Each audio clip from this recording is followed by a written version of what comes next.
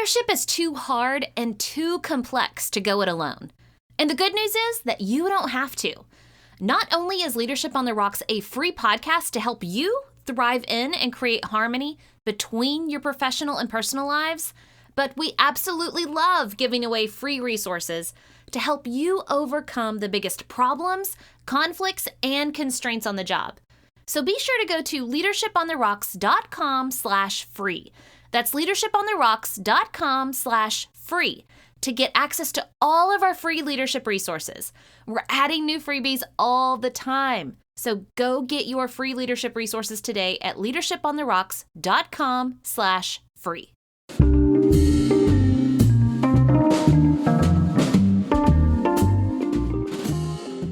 I promise you that all people listen to a message and think this: how does it affect me? And so you need to anticipate and plan an answer for that question before they even ask it. This is the Leadership on the Rocks podcast, where we equip and empower leaders like you to thrive in and create harmony between your professional and personal lives. I'm your host, Bethany Reese, and in today's episode, we're going to learn about how to be intentional in getting buy-in and unity among your team.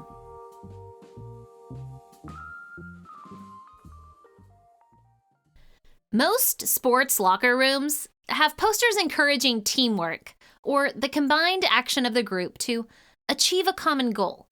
And these inspirational posters prompt teammates to lock arms in unity in order to overcome all the challenges and accomplish their mission to win each game.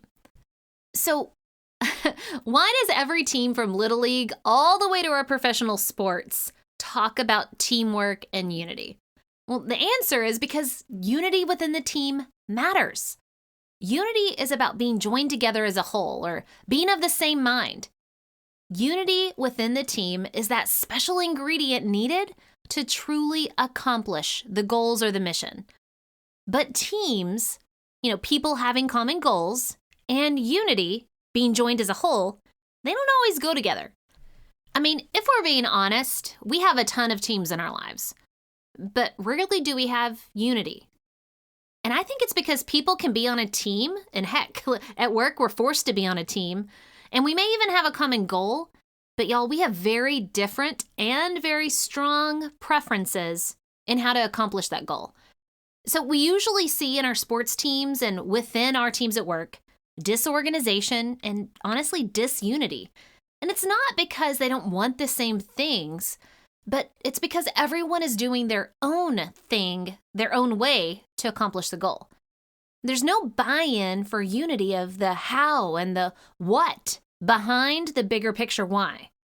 And that's where I think there's a lack of clarity and buy-in for how the team is going to come into unity to be joined as a whole.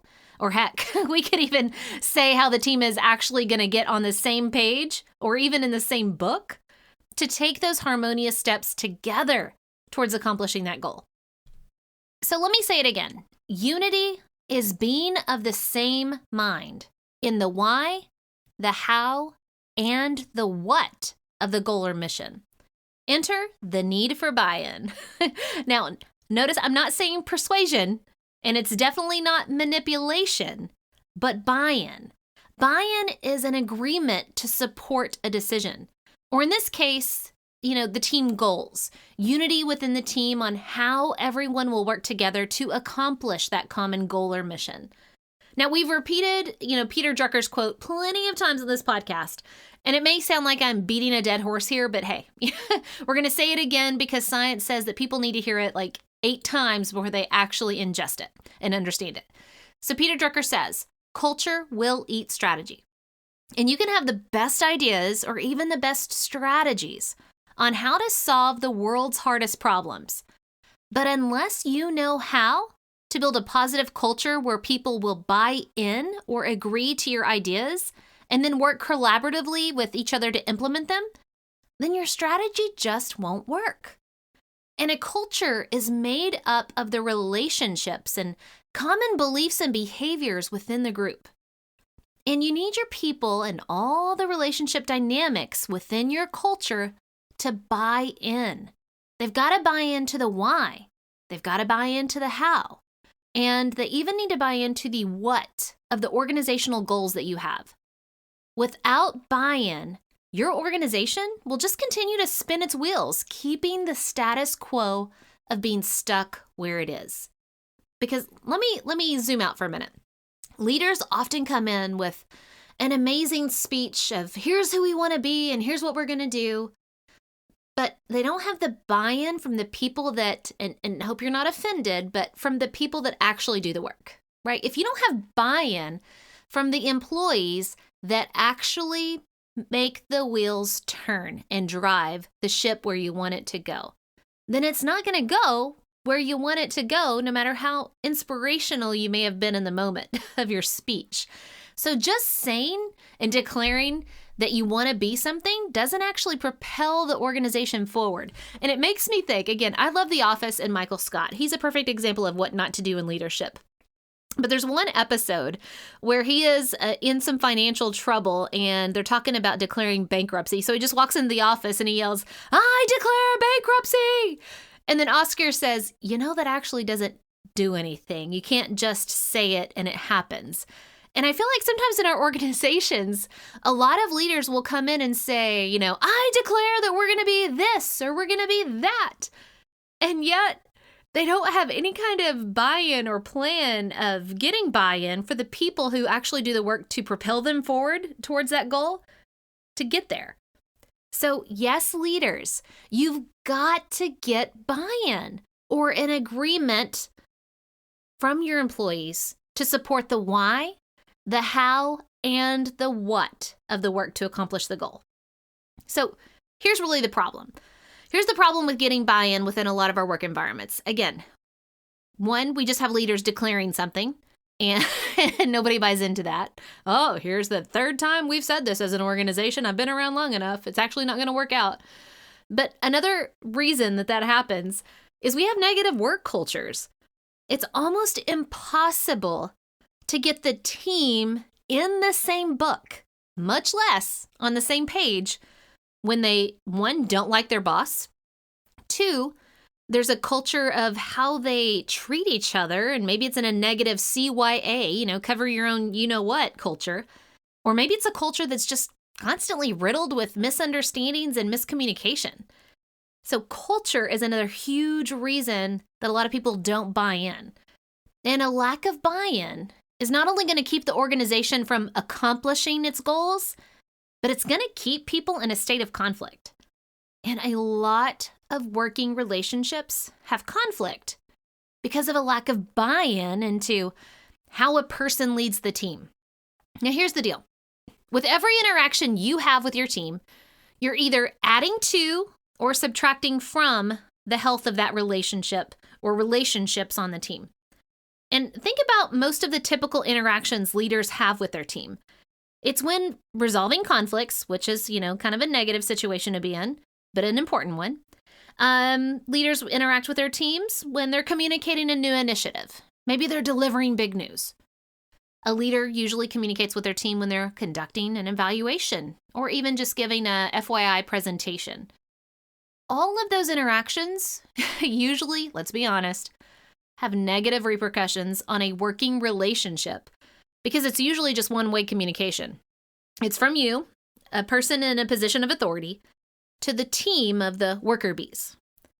But if you're more intentional in increasing the positive interactions with your team members, guess what? They're not only going to help you form a better plan for accomplishing those goals, but they'll be more likely to buy in or agree to follow the plan. And let's just be honest. Everybody has a lot of plans, but we sure as heck don't implement them with fidelity. So let me not fool you with like a doomsday approach of, if you don't do this, everything's going to be bad. And also let me not paint the picture of, if you do this, everything is all unicorns and rainbows. That's not leadership. So the truth is that sometimes leaders, we're handed a mandate, right? We have to explain something that comes from higher up and we don't have a choice. It's a must-do in which we have no choice but to follow, which then requires us to deliver the inflexible, oftentimes, mandate. And that's a position to be in. I've been there plenty of times. But when you do have to communicate hard, complex, or new information, it's still extremely important that you get buy-in so that those interactions don't go sideways on you. And you don't want them to hurt the work relationships and the culture. So here's what we need to know.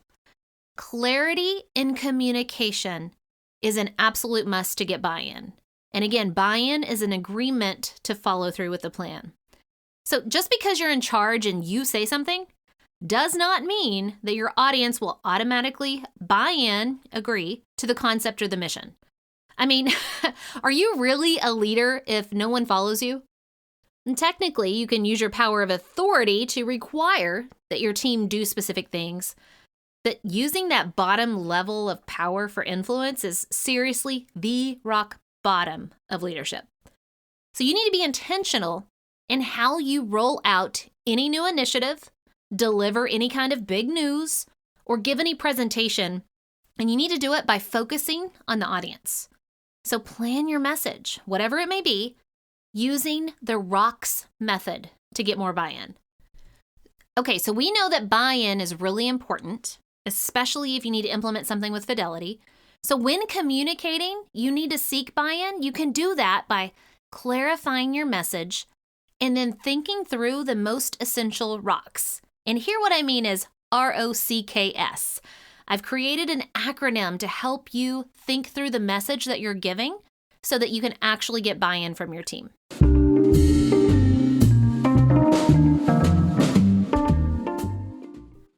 The ROCKS method of buy-in is really a 5-phase approach in which you take your message that you have to deliver, you then think about the audience that your message is going to, and then you tweak your message to 1, relate it, 2, organize it, 3, communicate it, 4, kiss it, and that's keep it simple, stupid, and then 5, sustain it. If you follow the ROCKS buy-in format for anything that you need to communicate to your team or organization, your buy-in rate is going to grow exponentially. And why is that?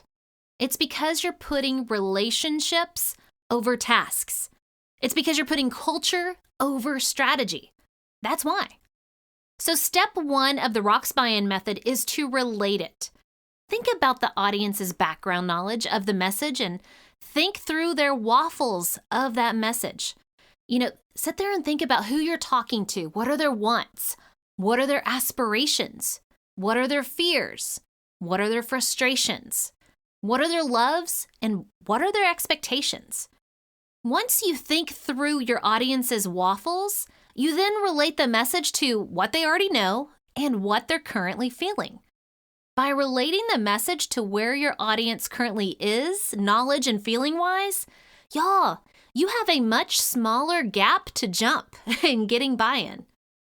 Now, the second step in the buy-in ROCKS method is to take your message and then organize it so that it explains the why, the how, and the what.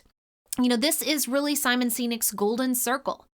Every message should be organized to explain why this is important, how it ties back to the bigger picture or mission, and what the audience has to do or needs to do in response.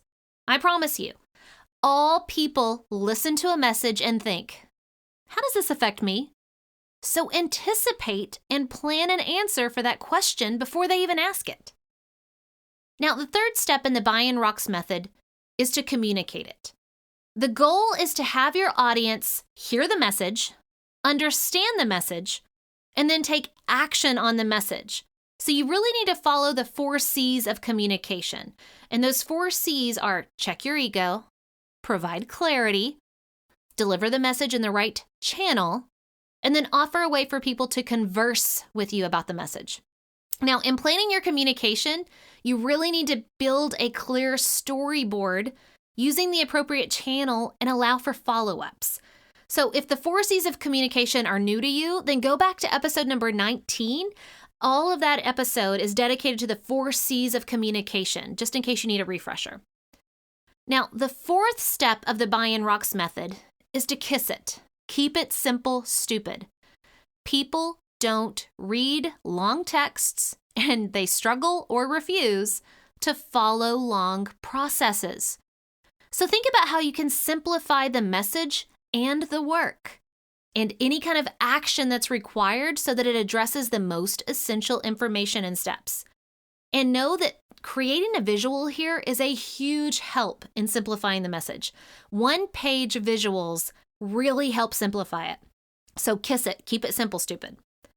The fifth and final step is to sustain it. You have to repeat it. You've got to have results from it. And as you get results, you then need to refine it. So you've got to repeat your message over and over and over again for people to hear it, understand it, and then actually do it. Remember how I said earlier that it takes about 8 times of hearing something before you memorize it? 8 times. But here's the truth. People at the top level, executive level of organizations, they probably talk about these things all the time. But then they only mention it every once in a while to their leaders that are below them, which means the leaders that are below them aren't hearing it as much. So guess how often they're communicating it again to the worker bees who are actually doing the work that's going to make the progress? Even less times. So if you want your people that do the work that actually makes you successful as an organization, that message has to be repeated over and over and over and over and over and over again. So I know you people that are at the executive level or at the leadership level, you're probably sick of hearing the same message over and over again. You're like, all right, next. But you got to realize it's not making its way down to those who actually do the work. So remember, the message or the action, in order for it to be implemented, you cannot just set it and forgive it. Oh, I gave an inspirational speech that one time. You have to keep repeating it. And then you have to, analyze the understanding or the results and then refine the message again so that you can sustain the actions to make progress on it.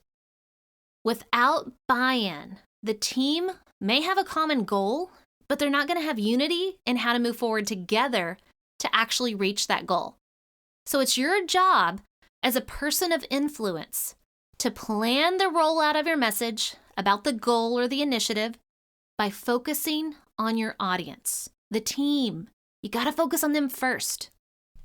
Not only will using the ROCKS method help provide clarity for your team, but it's going to majorly increase the buy-in and the unity that they have for the why, the how, and the what of accomplishing the goal.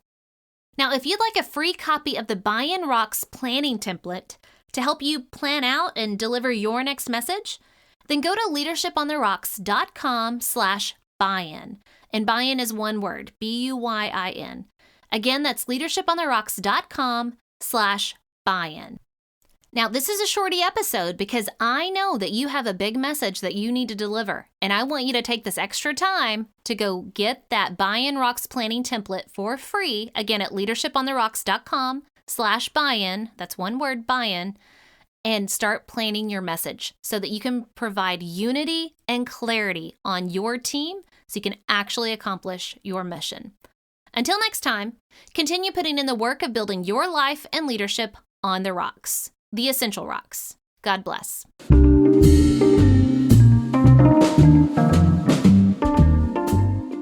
Remember, the most essential rock you can build your life and leadership on is the rock of Jesus Christ. Today's Bible verse comes from 1 Peter chapter 3, verse 8. Complete my joy by being of the same mind, having the same love, being in full accord, and of one mind.